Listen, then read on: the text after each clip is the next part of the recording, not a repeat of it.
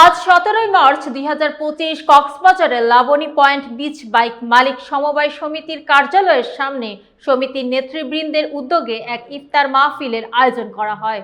বিস্তারিত থাকছে আরাফাত শিকদার তুষারের প্রতিবেদনে। অনুষ্ঠানে সভাপতিত্ব করেন কক্সবাজার বিচ বাইক মালিক সমবায় সমিতির ভারপ্রাপ্ত সভাপতি মোহাম্মদ শেখ রাসেল এবং সাধারণ সম্পাদক আব্দুল মালেক।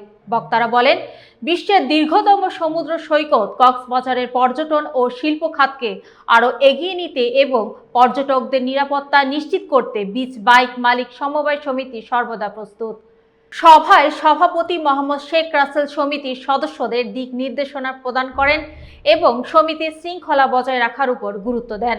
তিনি বলেন, সমিতির সৌন্দর্য ও সুনাম রক্ষার্থে কোনো সদস্য যদি অনিয়মে জড়ায় তবে তার বিরুদ্ধে আইনানুগ ব্যবস্থা নেওয়া হবে। ইফতার মাহফিলে সমিতির সিনিয়র নেতৃবৃন্দ সহ অন্যান্য সদস্যরা উপস্থিত ছিলেন।